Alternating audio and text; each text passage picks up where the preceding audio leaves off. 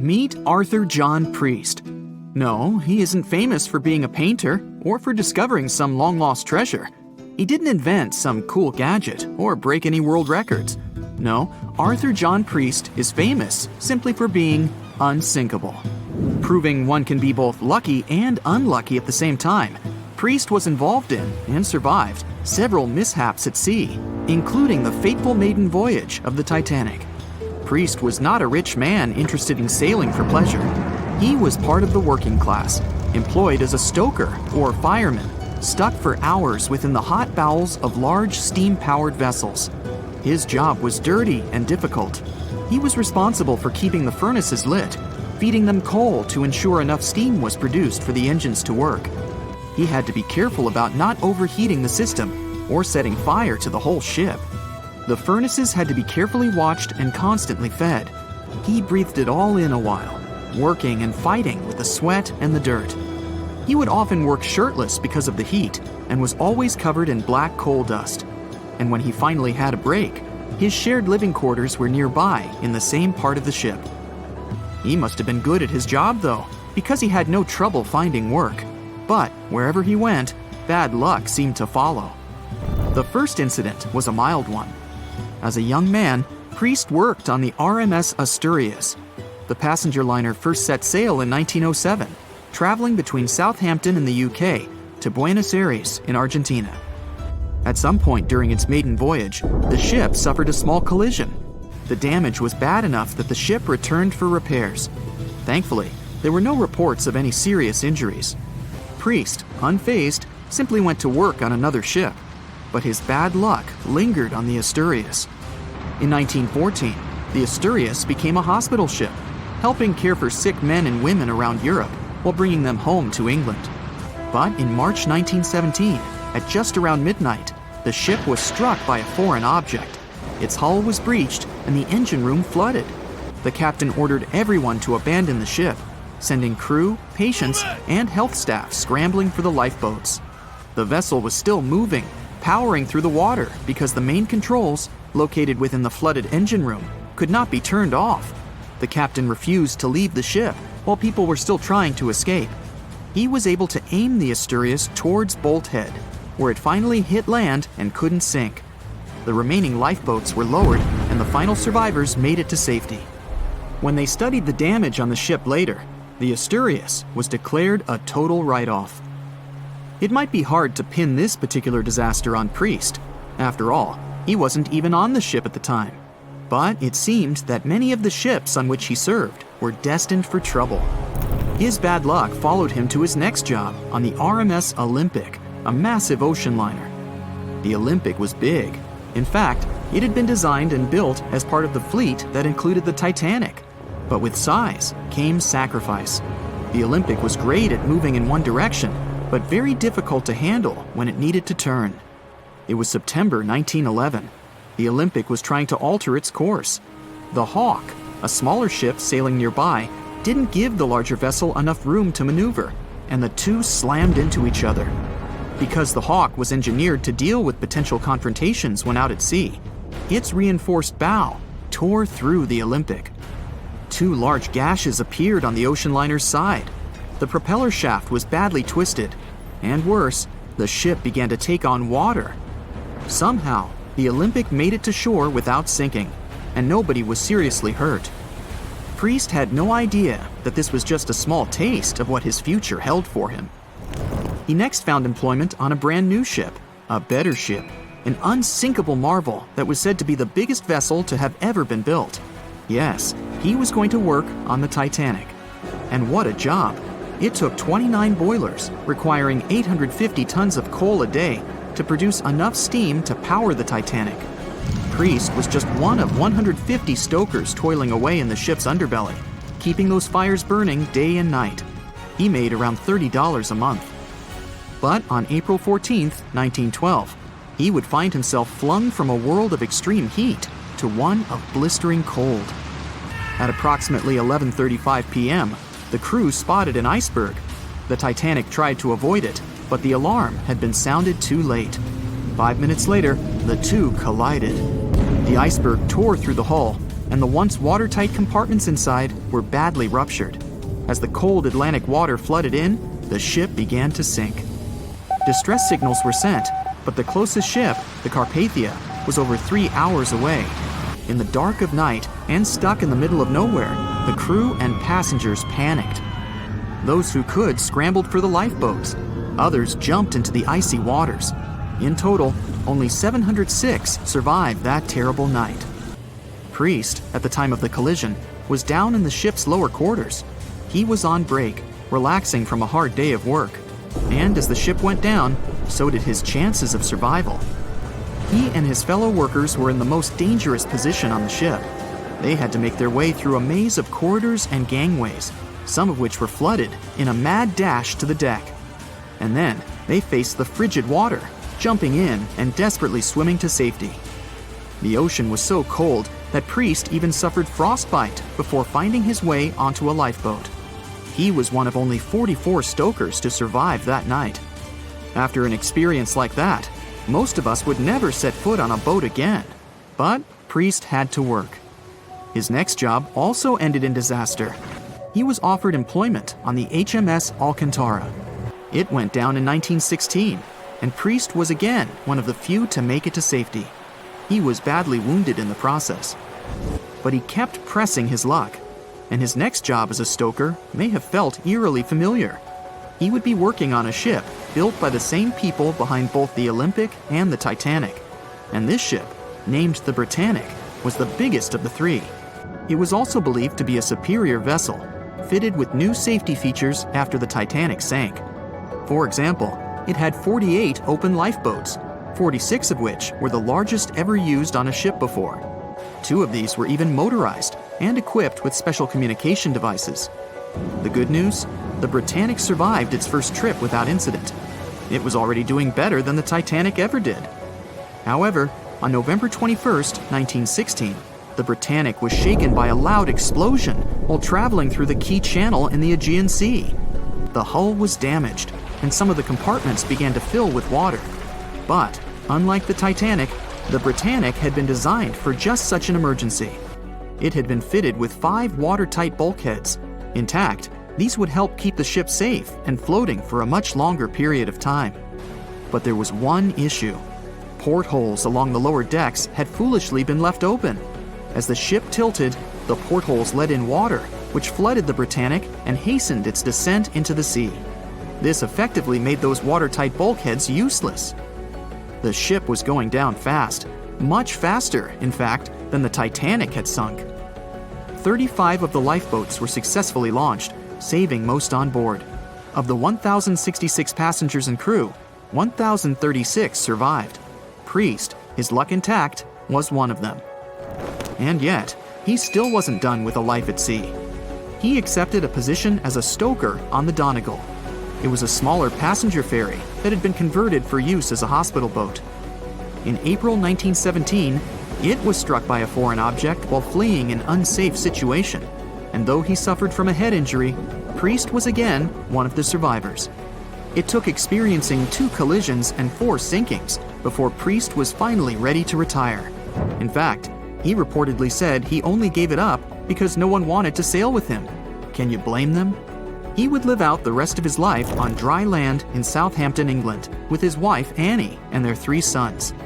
But Arthur John Priest would always be remembered as the unsinkable stoker. Can you guess how many theories of the Titanic's sinking exist? Right, loads, including a theory of my own, which I'm going to share with you today. And then you can decide which one seems most likely to you. One Piece theory. The very first version of the events was the One Piece theory. It's very simple and basically claims that the sinking happened without any breakups. 2:15 a.m., the ship collides with an iceberg. 2:18 a.m., the lights go out. The ship reaches an angle of 45 degrees and then quickly begins its final plunge into the ocean depths. 2:20 a.m., only about 3 minutes later, the RMS Titanic disappears under the surface of the ocean for good. The liner doesn't break. It just goes down as a whole piece. Of course, this can't be true. In April 1912, the Titanic was not only the largest ship in the world, but also the largest ship ever built. It's hard to believe that such a heavy vessel could have gone down without breaking. That's just impossible. Well, I mean, you can't blame the theorists. Before we found the wreckage, there were no other theories. Wait a minute, or were there? The day after the disaster, the survivors gave their interviews. They talked about what had happened, and some of them claimed that the ship had actually broken in two when it had been flooded. For example, Jack Thayer, a 17-year-old boy, outlined the sinking as he remembered it, and L.D. Skidmon drew a sketch based on his description. The picture clearly showed the ship breaking in half. But no one believed Jack or other witnesses. There was no evidence, so their claims were received with a grain of salt. But in 1985, things changed. First breakup theory.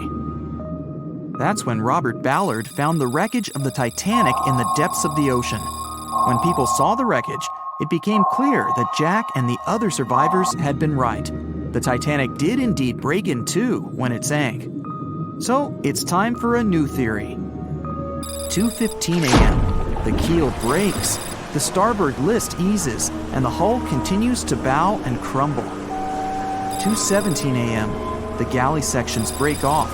The towers immediately drop under their own weight. The lights go out. The stern is pulled into the air. The bow breaks off and starts sinking. The aft is barely hanging on to the starboard side of the stern section superstructure. The stern section slowly lists over to port as it begins sinking again. It rises up one last time and pivots in a semicircle as it sinks. It all sounds pretty convincing, right? But people began to find plot holes in this theory. For example, the Titanic couldn't have held together until it reached such a high angle. The breakup would have had to begin much earlier. This only meant there was still a vast field for research and speculations. So people started to come up with their own possible scenarios. How about we look first at the ones no one likes? V-brake and Aaron 1912 V-brake. According to the first breakup theory, the Titanic reached a high angle, and the weight of its unsupported stern caused it to crack from the top down. But it's physically impossible. So, are there any other ideas?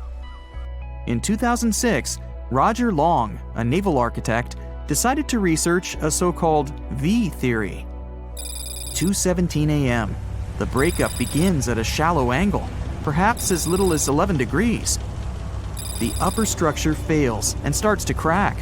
At this moment, only its double bottom is holding the Titanic together, but it starts to bend under the strain too, failing the ship. Water is pouring through the crack. It increases the weight in between the two sections, bending the Titanic the other way and pulling it into shape somewhat resemblant to the letter V. The upper decks get mangled and bent together. The bow heads for the bottom, and the stern is the last to sink. This theory has since been disproven many times, though. Roger Long believed it because the broken edges of the upper decks in the Titanic's bow section were all mangled and crushed. However, we have learned that it happened because of the so-called hydraulic downburst, the force of the water crashing into the deck as the Titanic hit the ocean floor. Another V-brake theory states that the bow had risen out of the water after the break. This theory was mainly peddled by one former Titanic enthusiast. But not only has this theory been proved to be physically impossible due to the bow's incredible mass, it was also inspired by incorrect information. Remember Jack Thayer?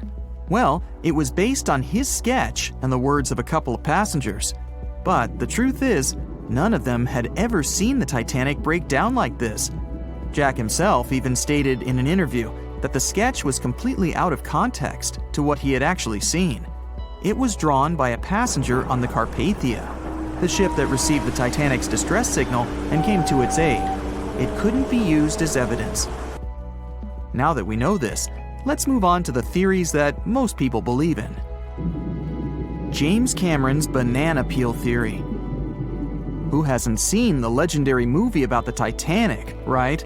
It became the leader of the 70th Academy Awards ceremony in the number of nominations and awards, and deservedly so. But did you know that James Cameron had been interested in the Titanic for many years and studied the ship's history. His books and research are very detailed, and he even came up with his own version of the events. It's called the banana split theory, and this is actually what you could see in the movie. Here's how it goes. The Titanic reaches a 23-degree angle and fractures down to the keel. The double bottom acts as a hinge as the stern falls down. When the double bottom fails, the bow and the stern separate. The stern lists to port, standing vertically, and then begins to go underwater. This theory is the most scientifically accurate one, along with Roy Mengat's theory. Wait, who's Roy Mengat? Mengat theory. Roy Mengat was an engineer who came up with the most plausible theory for the time being. 2:17 a.m. The lights go out on the Titanic. At this moment, the ship is at an angle of 20 to 23 degrees. Suddenly, the vessel snaps in two just around the third funnel. It causes the stern to settle into the water. The keel fails first. The draft and lower hull are crushed and break apart.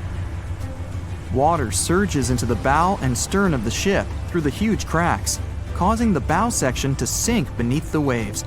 The stern rises up to the angle of 70 to 90 degrees, and then it sinks too. This theory seems to make the most sense, but it's quite controversial. The survivors who saw the breakup stated that the stern had settled back with the bow completely missing. Mengat's theory, however, contradicts that statement, while James Cameron's scenario takes this into account. Are you thinking what I'm thinking? The truth must be somewhere in the middle. My version. Now, as promised, I'll provide you with my version of the events. Well, it's not really my theory, more like a combination of Roy Mengat's and James Cameron's ones. I believe that James Cameron was right about the breakup. 2:17 a.m. The ship is at a high angle. The lights go out. Then it snaps into two pieces. The bow starts sinking. The double bottom is still attached to the stern for a minute or so. Once the double bottom fails, the two parts separate and the bow goes down. Then, as Mengat said, the stern rises up at a high angle, and then it begins to sink vertically. It might have actually happened because the survivors stated that they had seen a clean break. This means it couldn't be hidden. And they had also seen the stern staying vertically in the air for a long enough time, probably a few minutes, before disappearing. Anyways, all of these are just speculations. Regardless of how the Titanic broke apart and sank, it was a great tragedy. It's already been 110 years since the Titanic collided with an iceberg and sank. Did you know that in 2022, the Blue Star Line Company is completing the construction of an exact replica of the Titanic? Called the Titanic II liner, the ship will be sent sailing along the same route with 2,400 people on board. Let's hope that everything goes well for them. The night was dark and scary. A few hundred people were sitting in lifeboats, not knowing what would happen next or what their lives would look like from that moment on. All they knew was the giant ship they had been sailing on just a couple of hours earlier disappeared in front of their eyes. They were alone, waiting for help. Is anyone even coming? They had no idea if the rest of the ships that were traveling relatively close to them had heard their call for help. There was nothing else to do but wait. The Titanic, an iceberg, and one night, April 14th, 1912. It's one of the most famous stories from modern history that everyone talks about, even now, more than 100 years later. The 16 lifeboats on board could only accommodate a little more than 50%, 1,178 people, of the total number of passengers that were on board. And many of them were still half empty. In one of them, there was a little 2-month-old girl, Milvina Dean, the youngest passenger on board the giant ship. Her parents had decided to leave England because they wanted to build a better life in the United States. Her father had some family in Kansas, and he hoped they could start their own business there. The Dean family didn't actually choose to be on board this giant legendary liner, but because of a coal strike, they got transferred there so they boarded it at Southampton as third-class passengers. Milvina's father felt when their ship hit the iceberg on that cold and seemingly peaceful night. He immediately went up to investigate. When he saw that people were panicking and that the crew members were giving warnings on the actual danger of the situation, he rushed to their cabin to find his wife. He told her to dress the children and quickly go up on deck. The crew members gave the order to get the lifeboats ready and start transferring women and children there first. It was a chance for at least some family members to get to safety. Milvina, her mother, and her brother got in Lifeboat 10. They were among the first off the liner out of the 706 crew members and passengers who managed to escape the sinking ship.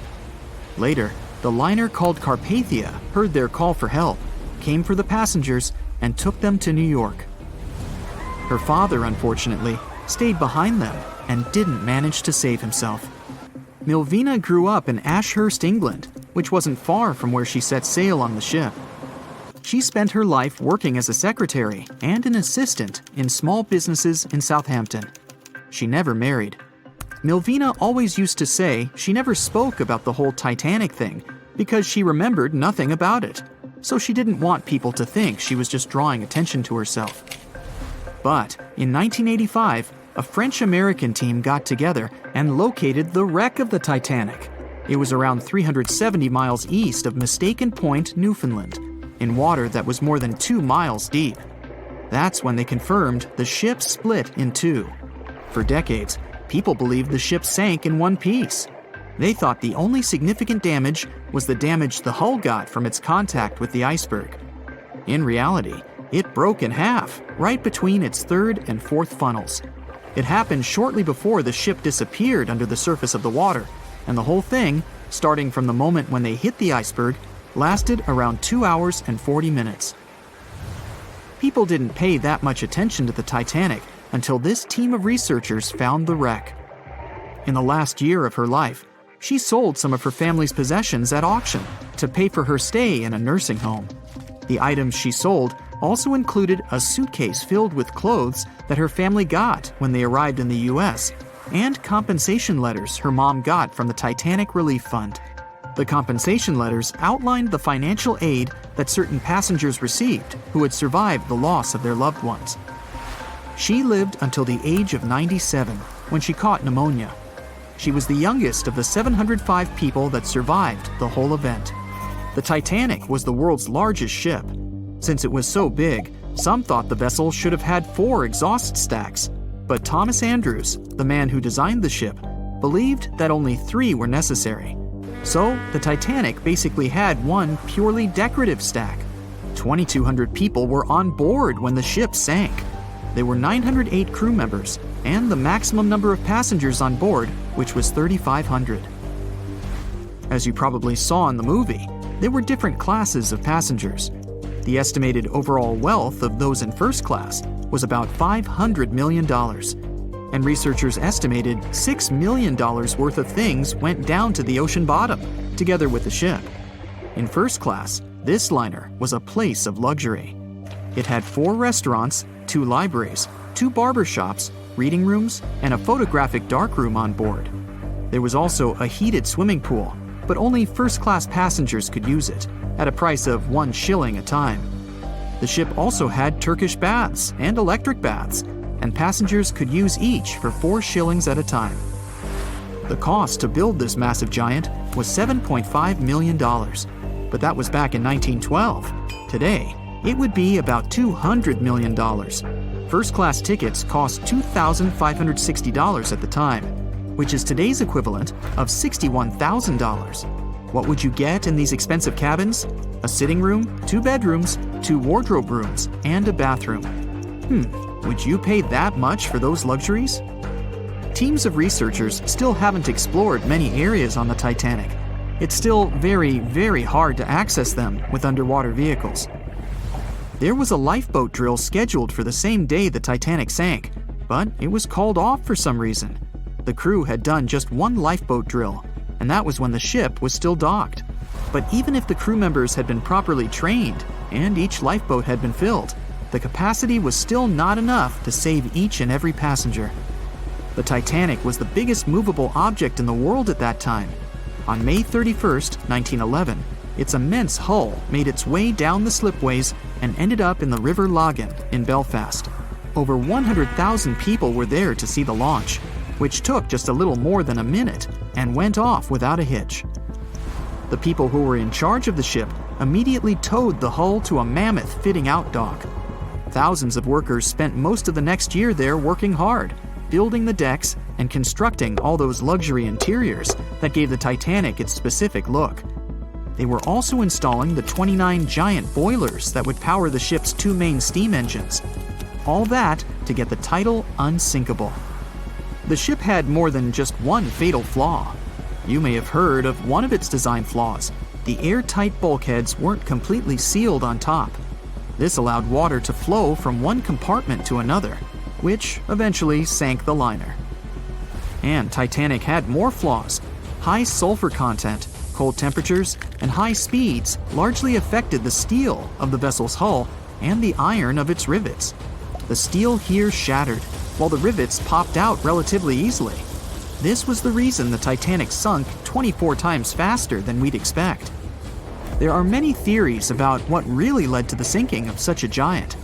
And one says a full moon from a couple of months before could be one of the reasons.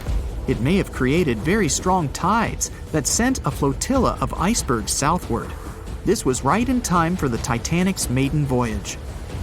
Research says an optical illusion prevented the ship from getting help. One famous British historian, Tim Moulton, thought the atmosphere on the night of the sinking created specific conditions that made it very hard for the crew members to spot icebergs. They partially caused something called superrefraction. The extraordinary bending of light causes miraging, and several ships in the area recorded it. Not only did this prevent the crew from seeing the troublesome iceberg in time, but it also stopped one of the ships that could have offered help from identifying the call for help and communicating with the Titanic crew. Also, some say the ship was traveling too fast. From the start, they blamed the skipper for sailing such a big liner at such a high speed, 22 knots, through the cold and unpredictable waters of the North Atlantic, which was full of hidden icebergs. On April 10, 1912, the RMS Titanic set sail from England. But this wasn't the launch of a regular ship. The Titanic was the largest liner ever built at the time. It was 882 feet long. That's nearly the size of 3 soccer fields. And measured from the hull to the top of the smokestacks, the ship was an impressive 175 feet tall. That's the size of a 17-story building. Deemed unsinkable, it took 3,000 workers almost 3 years to build. But a mere 4 days into its very first voyage, at 11:40 p.m., the ship collided with an iceberg and was lost beneath the waves of the Atlantic Ocean. It took the liner only 2 hours and 40 minutes to sink. And of more than 2,200 passengers and crew members on board, only 706 survived. The wreck would remain lost for another 73 years, hiding its many secrets within the frigid Atlantic waters. And if it wasn't for a man whose whole life had been devoted to exploring the sea, the giant ship might have remained lost for a lot longer. That man was Robert Ballard. As a child, Ballard was obsessed with the ocean. This fascination started when he was just 12 years old. That's when he watched a film adaptation of Jules Verne's science fiction novel, 20,000 Leagues Under the Sea. It had everything to spark a young person's imagination, from adventure and strange creatures to a powerful underwater vehicle called the Nautilus. It could travel anywhere in the world you wanted to go. From that moment, life on dry land was no longer in Ballard's future. When he was 23, he was assigned to the Deep Submergence Group. There, he helped develop techniques to search the ocean floor. His biggest accomplishment was the creation of Alvin. It was a small, easy-to-maneuver submarine that could carry 3 people. It also featured an external mechanical arm designed to gather underwater samples while the crew remained safe and dry inside.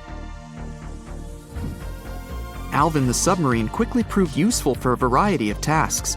For example, once it was used to track down an aircraft that had crashed into the sea. But the vessel experienced a series of setbacks. In one case, it was attacked by a swordfish, which caused the submarine to resurface quickly.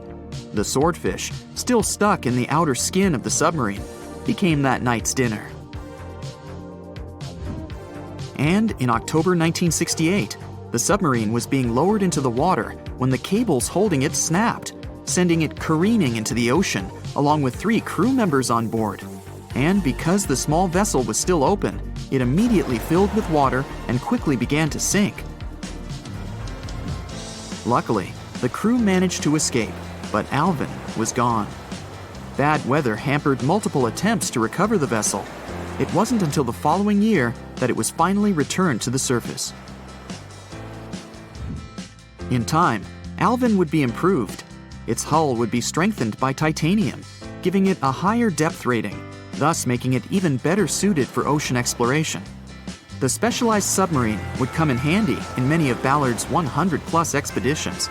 The man was one of the first to explore an underwater mountain chain called the Mid-Atlantic Ridge in the Atlantic Ocean. And when he found thermal vents in the Galapagos Rift in the late 70s, he also helped discover and document the process of chemosynthesis. That's a complicated chemical synthesis of food energy by bacteria.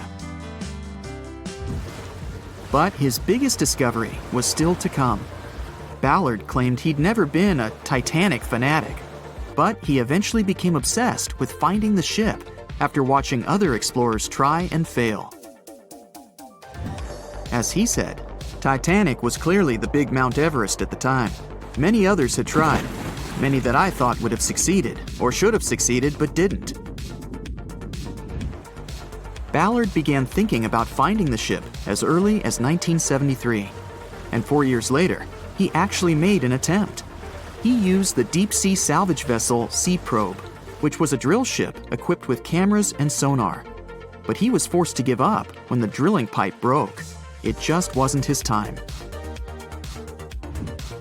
In the early 80s, a Texas oil man named Jack Grimm tried to find the wreck on 3 different occasions. Once, Grimm was actually right over the Titanic, but his equipment failed to detect it. That's what we call extreme bad luck. Ballard was just biding his time. He needed a plan and some help. The first issue was getting down to the bottom of the Atlantic. The furthest down he had ever traveled before was 20,000 feet, and this trip took him 3 hours, and that didn't include the way back up. Ballard knew he could use Alvin, already enhanced with a titanium hull, to withstand the pressure of the ocean. But he also needed something that didn't require him to actually go down with it. An unpiloted, remote-controlled submarine would be ideal. But first, he would have to create one. He reached out to the authorities, hoping they would provide funding for his project. And though officials had no interest in the Titanic, they were willing to help. But there was a catch. Ballard had to first focus on tracking down 2 submarines, the Thresher and the Scorpion, which had sunk to the bottom of the Atlantic Ocean in the 1960s. The authorities were hoping to study them to find out why they had sunk in the first place. They also wanted to know if they could be recovered or if it was safe to leave them on the ocean floor. Only when he had successfully completed this task would he be free to use any remaining time on his contract to find the Titanic. With no other options for funding, Ballard took the offer. He got to work. First, he created 2 new devices. Argo was an unpiloted, deep-towed undersea video camera sled. It was designed to take photos and record videos from a series of cameras mounted on it. It could work at depths of up to 20,000 feet, and it could also explore nearly 98% of the ocean floor. Argo was supposed to be tethered to a boat. As the boat moved, Argo would be pulled behind, floating just above the ocean floor. The camera would then transmit images to the surface. The second device was a small robotic vehicle called Jason Jr. It was also controlled remotely, which allowed the crew inside a submarine, like Alvin, to get closer to and photograph underwater objects. Ballard was now ready. He knew he had to find those submarines quickly, and it didn't take him long. Much to his relief, the search was relatively simple, and he was able to fulfill his obligations with 12 days to spare. With almost 2 weeks to devote to finding the Titanic, he set out to explore the ocean. He focused the search close to Newfoundland, Canada, pulling Argo along the ocean floor and reviewing the images it collected. And after a few days of nothing, they eventually found riveted hull plates and a boiler. Could this be it? The next day, a ship's large bow was revealed. On September 1st, 1985, Ballard and his fellow crew members realized they had finally found the infamous ship. The discovery resulted in a mix of emotions.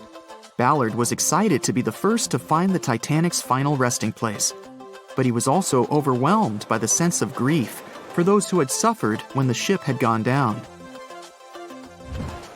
Over the next 4 days, the crew explored the wreck. They found the crow's nest, from where the iceberg had first been spotted. Plus, there was finally evidence of how the massive ship had split in two before sinking, with both halves of the ship found.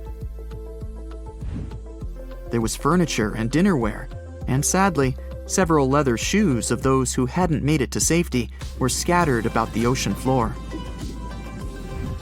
Ballard succeeded where others had failed and became an instant celebrity around the world. You'd think that locating the Titanic would be enough for one man, but not for Ballard. In 2019, he took on the challenge of solving another mystery, the disappearance of Amelia Earhart. Earhart had attempted to be the first woman to fly around the world. Unfortunately, she disappeared somewhere over the Pacific Ocean in 1937. She and her plane were never found. Ballard hoped that his luck with the Titanic would help with finding where Earhart had gone down, but his expedition failed to find anything. And though Robert Ballard has found more shipwrecks than anybody else, it's only the tip of the iceberg. It's estimated that there are over 3 million shipwrecks in the ocean, and Ballard has only located 100 of them. Now, in his late 70s, the man is hoping to encourage young people to continue his work of exploring the ocean and its many mysteries. In 1989, he started the Jason Learning Project to inspire grade school students to pursue science, technology, engineering, and math. He has his own research vessel called the EV Nautilus, after the name of the submarine in Jules Verne's novel, a fitting tribute to the story that inspired his career. April 14, 1912. The dark night was filled with horrible sounds of a giant metal vessel breaking into two. The largest ship of that time collided with an iceberg that was on its way. The Titanic, one of the biggest stories of the 20th century that people still talk about. The starboard side of the giant vessel brushed up against the iceberg. It was 11:40 p.m. when things started going wrong. This iceberg caused enough damage for at least 5 watertight compartments in the hull to start filling with water. The crew immediately began a brief investigation to see if they could do anything and fix things. They had no one to rely on, all alone in the darkness of the cold night, far away from the land, the North Atlantic Ocean, around 400 miles south of Newfoundland, Canada. They needed time to figure out how to bring people to safety. They had some time, true, but not enough. If you watched the movie, you know the ship didn't plunge immediately after the icy doom had happened. The whole process lasted a good 2 hours and 40 minutes. But the situation was hard. There were 2,200 people to take care of, including crew and passengers, and things happening on the ship were chaotic. The chief designer, Thomas Andrews, soon realized they wouldn't be able to stay afloat. By midnight, the entire crew had begun preparing the lifeboats for launch. They had 20 boats with space for only 1,178 people, which was just a bit more than 50% of the people on board. The order was to get women and children to safety first. Crewmen were there to row and guide the boats. The scene over the next 2 hours gradually started escalating. The crew members had a task to wake up passengers and warn them something bad was happening. They wanted to place them into a fleet of lifeboats as soon as possible. At 12:15 a.m., some crew members sent out a distress signal. A steamship called Frankfurt was among the first ones that received the message and responded, but they were about 170 nautical miles away. Some other ships also got the message and offered their assistance, but sadly, they were too far away as well. At 12:20 a.m., the Cunard liner Carpathia got a distress signal from the Titanic and changed its course right away. They were 58 miles away at the time, and it would take them more than 3 hours to get there. 20 minutes later, the crew was lowering the first lifeboat. It was carrying only 27 passengers, although it had room for 65. Many of the lifeboats that were launched first were well below capacity. Crew members were worried, thinking the Davids wouldn't be able to hold a fully loaded lifeboat. And in the beginning, many passengers were just too afraid to leave the ship. They still thought Titanic was unsinkable and couldn't imagine the scenario that was going to happen 1 to 2 hours later. The crew was firing the first of 8 distress rockets. Unsuccessful. No one was close enough to help. By 1:20 a.m., they lowered 10 lifeboats. Number 8 had only 28 people in it. One of the passengers on the number 10 was 9-week-old Melvina Dean. She would later become the last survivor who lived until 2009 and turned 97. It was 2 a.m. already. 3 of the collapsible boats were the only lifeboats that remained on the ship. The bow of the vessel had sunk low and had tipped far under the surface. People around it could now clearly see stern propellers above the water. Crew members were lowering collapsible lifeboat D from the roof of the officers' quarters with over 20 passengers in it. As the ship's bow went under, the water was washing collapsible A from the deck. Those 20 people were struggling because their boat was partly filled with water. As crew members were trying to release collapsible B, it fell. Before they righted it, the water swept it off the ship. 30 passengers still managed to find safety on the overturned lifeboat. At 2:17 a.m., the ship's wireless operator decided to transmit one last distress call. A minute later, the light on the ship finally went out. Titanic and all left on board plunged into darkness. The bow continued to sink, and the stern was rising higher above the surface, which placed great strain on the midsection. Horrible sounds were filling the night. Titanic, this massive, legendary ship so many people placed their hopes in and were excited about, broke into 2 between the 3rd and 4th funnels. Reports would speculate it took about 6 minutes for the bow section to reach the ocean bottom. The stern settled back in the water before it rose again into a vertical position. It remained in this situation until it finally disappeared into the ocean. At 2:20 a.m., the stern apparently retained air inside, and water pressure crushed it as it went down. The stern landed about 2,000 feet away from the bow. People consider the Titanic the fastest ship in the world. They thought it was unsinkable because 4 of its compartments could be flooded, and that still wouldn't cause a critical loss of buoyancy. Its life was problematic since its beginning. While the ship was leaving port, it moved within a couple of feet of the steamer New York. It managed to safely pass by, which was a huge relief for all those worried passengers massed on the ship's decks. Titanic sailed off on the 10th of April. Its first journey was across the highly competitive Atlantic route. On the launch day, the Titanic became the biggest movable object in the history of humankind, 882 feet long, 92 feet wide. Not that big if you compare it with today's ships, The biggest cruise ship in the world today is Royal Caribbean's Symphony of the Seas, which is roughly 5 times the size of Titanic.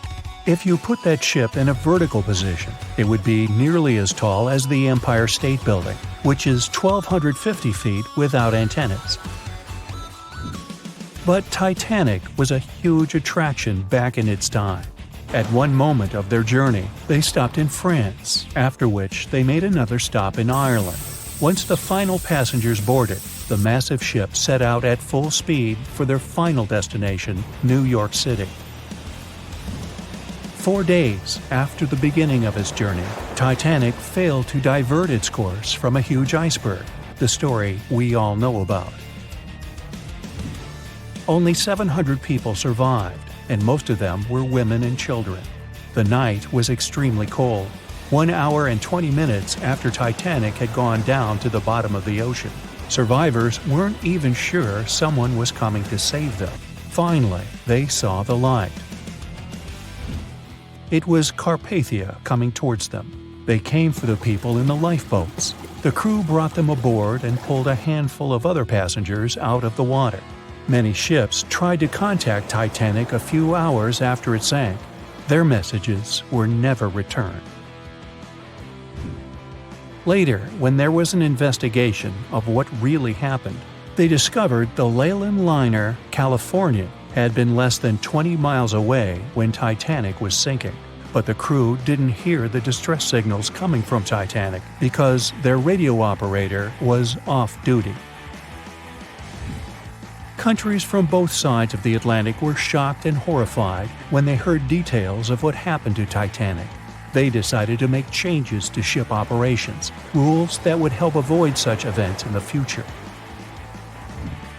They held the first International Convention for Safety of Life at Sea, where they adopted rules for every ship to have lifeboat space for each passenger on board.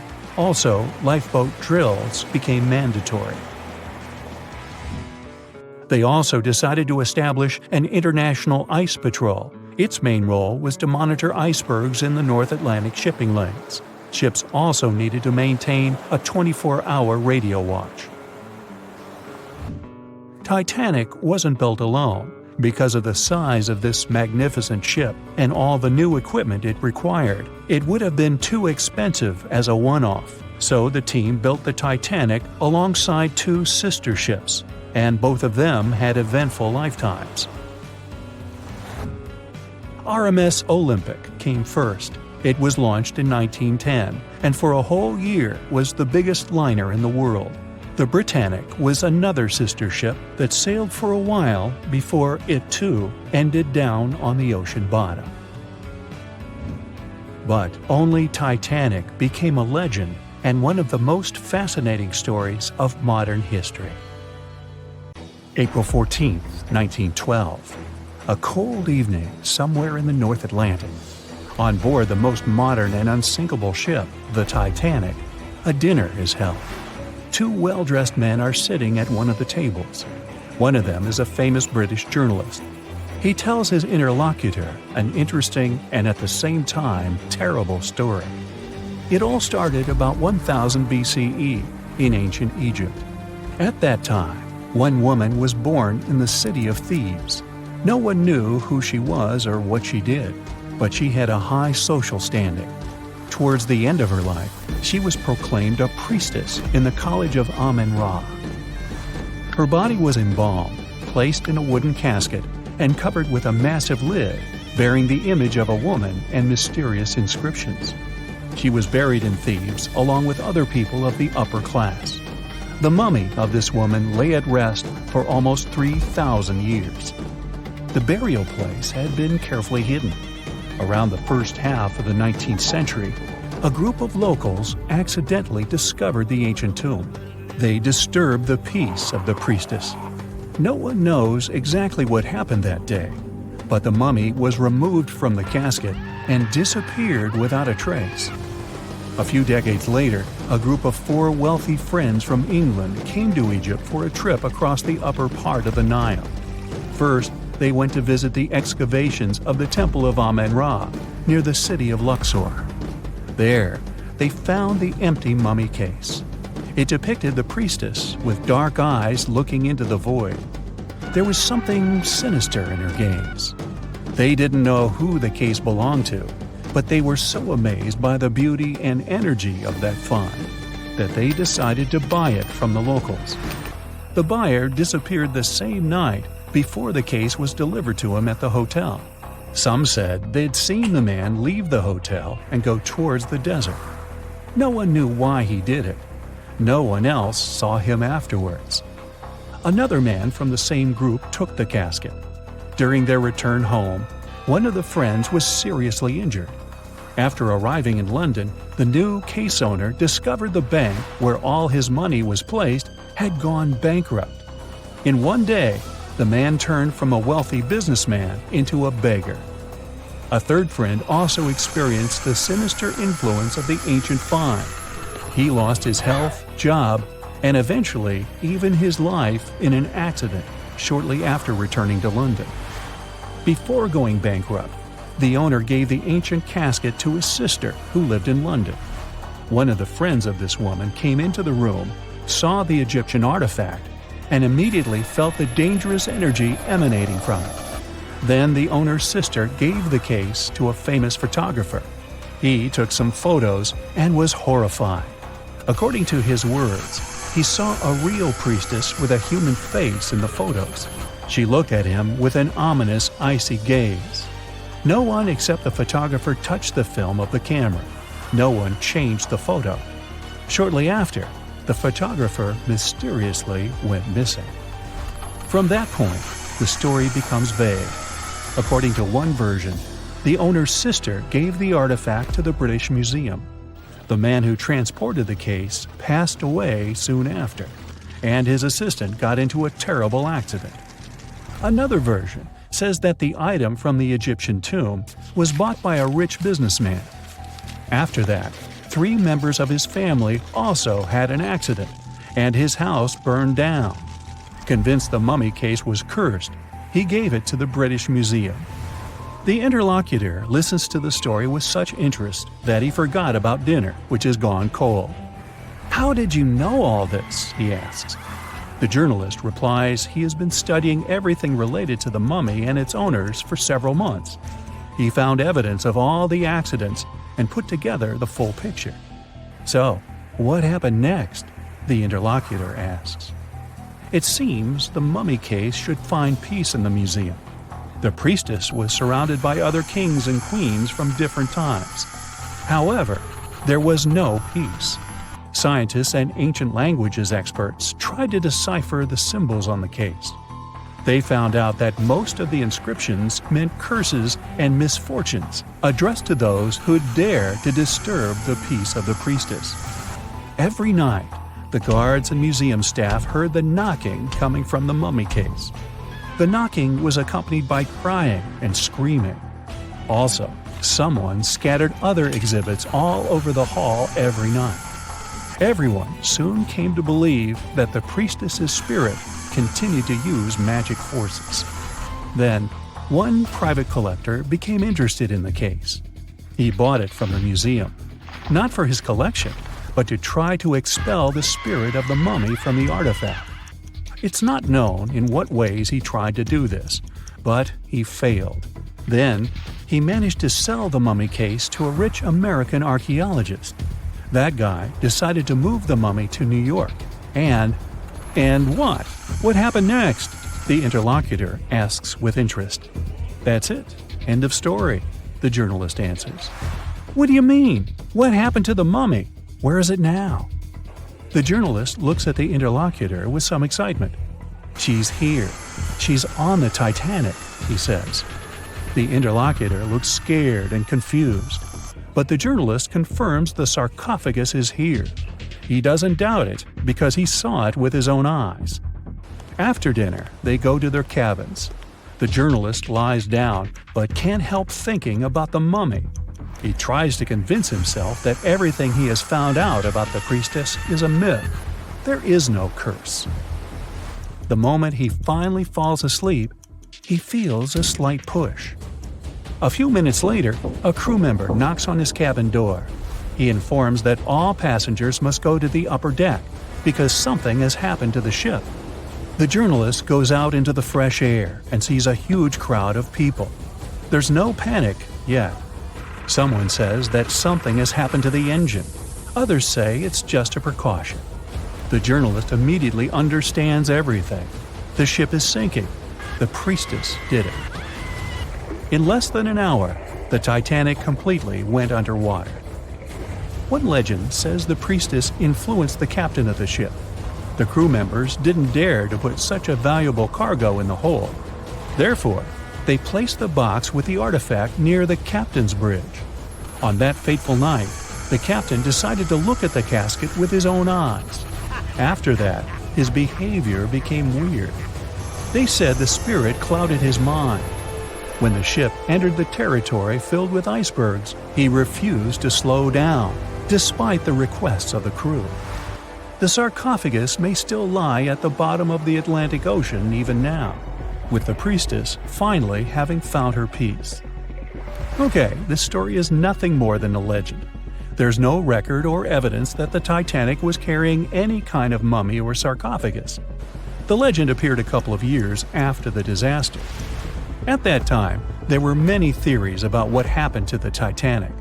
The ship sank because of secret agencies. ETs attacked the Titanic. The Titanic was sunk specifically to get money for the insurance company. Such crazy theories were very popular among audiences. One of these theories was developed by a well-known newspaper. Journalists published an article about the cursed mummy on board the Titanic. The rest picked up the legend and it became popular. One of the reasons why people believe in such things is hidden in human psychology. Any fake legend tells something secret, things that people don't or shouldn't know about. When a person reads this, they feel special because now they know a terrible secret. This sense of self-importance is the reason for the popularity of conspiracy theories. Well, it is also important to note that all these theories are really interesting. By the way, the mummy from this story actually exists, and it's in the British Museum. More precisely, there's only a wooden lid from the sarcophagus with the image of a woman. It's still unknown who it belonged to. The identity of the last owner is also unknown. It's only known the exhibit was transferred to the museum at the end of the 19th century. There, she was called the Unlucky Mummy. The museum staff reports that it doesn't bring any misfortunes. The screams and knocking from the lid are just a myth. You can come and see the exhibit yourself with your own eyes, if you dare, of course. On the night of April 14th to 15th, 1912, the most modern and unsinkable ship collided with an iceberg and sunk. And it was incredibly scary. Just imagine a huge cruise ship, several times the size of the Statue of Liberty, crashing into a massive chunk of ice and sinking.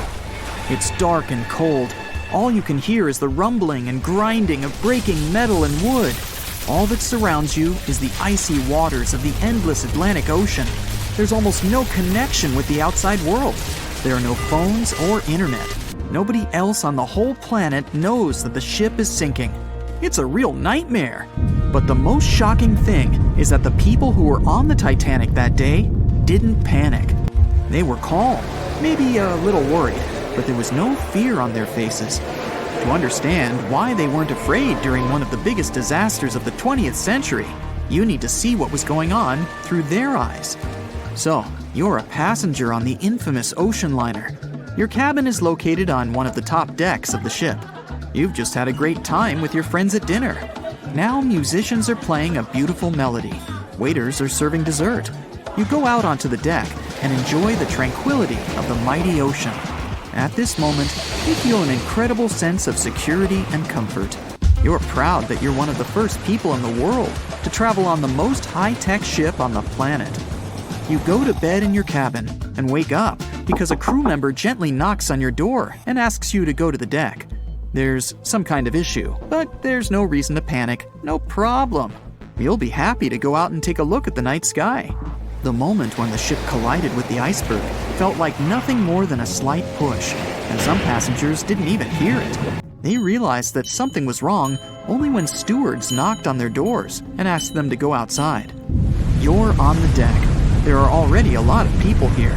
Everyone is more or less calm. Passengers are talking about what might have happened. Listening to the conversations around you, you figure out that the ship is supposedly sinking. The idea seems like nonsense to you, but even if it is true, all passengers will be evacuated in lifeboats anyway. At that time, people didn't know there were half as many rescue boats as needed. Passengers were sure that everyone would be saved. Evacuation begins. Women and children go first. No one panics or tries to get into a boat before it's their turn. All men behave gentlemanly and help crew members to evacuate women. One passenger wants to get into the boat with his wife, but it's not because he's afraid to stay on the Titanic. He's just worried. It seems to him that it's less safe in the boat than on the giant liner. He doesn't want to leave his wife alone, but the crew members explain the situation to him, and the man retreats without any resistance. They begin to launch flares into the air. No one pays any attention to this. Everyone thinks this is a standard procedure for a ship breakdown. If there had been many experienced travelers on board, they would have understood the flares were fired because the ship was in distress. Perhaps then, people would have started panicking, but most of the passengers simply didn't notice it. The boats are lowered one by one. People are watching the evacuation, patiently waiting for their turn. There's no pushing or crowding. Nobody is screaming. The actions of the crew help the passengers to remain calm. They deliberately downplay the severity of the situation to prevent panic. Someone says the boats are launched simply as a precaution. Also, the crew members claim that a rescue ship is heading for the Titanic and is just a few miles away. Some passengers say they see the lights of another ship. The people who are already sitting in the boats want to stay closer to the Titanic, since this way they'll feel safer. Many passengers simply don't want to believe that something serious is happening. Even when they're told the ship is sinking, they refuse to admit it. How is it possible that the unsinkable ship can sink? But this is how the human mind works. In extreme situations, it refuses to believe that something bad is going to happen now. You don't even want to think about it. One of the passengers says that it seems to her that the danger is exaggerated. She claims that all people will return to the Titanic at any moment. Some passengers are afraid, and still, they don't want to leave the ship. Warm cabins and the safest ship in the world are here. The alternative is the ice-cold ocean and small, unstable rescue boats. Someone refuses to leave the ship because they can't find their baggage. Some passengers carry all their belongings with them. They don't want to leave them on the sinking ship. There are many immigrants on board, and some of them don't even understand English. The crew members can't explain to them what's happening. These passengers misunderstand stewards' instructions during the evacuation. They can't figure out the inscriptions on the evacuation signs. Many passengers are sure there's been some kind of breakdown in the engine compartment. The problem will be solved soon, and the Titanic will continue its journey. People only start to realize that the ship is going down when it begins tilting forward, and its rear part starts rising above the water. That's when those around you start panicking. Some jump into the water, others climb into the lifeboats without waiting in line. But in general, there's no chaos and hysteria. And this is despite the fact that there are about 1,500 people on the ship. Scientists claim that some of them never even left their cabins. Those people refused to leave their stuff behind and didn't believe that something serious had happened. During the evacuation, the orchestra is playing. This helps people to keep their cool. They hear music, and it seems to them that everything will be fine. The music keeps playing on the Titanic almost until the very end. At about 2:05 a.m., the crew lowers the last boat with passengers. 15 minutes later, the ship goes underwater. Even after the tragedy, the surviving passengers can't really understand what's happened to them. They remember boarding the boats and moving away from the huge vessel, and they won't forget seeing it go under the water. But even after a while, they still can't realize what a terrible catastrophe they've just experienced. Sometime later, people began to write books about those fateful events. They made documentaries and feature films. The news about the Titanic was in every newspaper. It spread all over the world. In any description of that day, the tragedy looks like a terrible disaster. But those who were there admit they didn't feel all-consuming dread. They just couldn't believe what was happening that day. The tragedy of the Titanic might seem more terrible for people who heard about it than for people who experienced it. Many people around the world refused to go on board large ocean liners after the catastrophe. They were afraid of what could happen to them. At the same time, a lot of passengers who survived on the Titanic continued to travel by other ships. There was a woman who survived 3 shipwrecks, including the Titanic, and she still continued traveling. And what if people tried to raise the Titanic from the sea floor? This happened many years after the shipwreck. Then, the $5 million operation failed. Nylon slings were attached to a large part of the sunken ship. The other ends of the slings were connected to diesel engines. For the entire operation, a mini submarine was used. A piece of the Titanic, weighing 21 tons, was being pulled up when one of the slings tore. And then, one by one, the other cables began to snap too. The huge piece of the ship fell back to the seafloor. By that time, the participants of the rescue operation had run out of food supplies. And since the nearest shore was quite far away, they decided not to give it another try.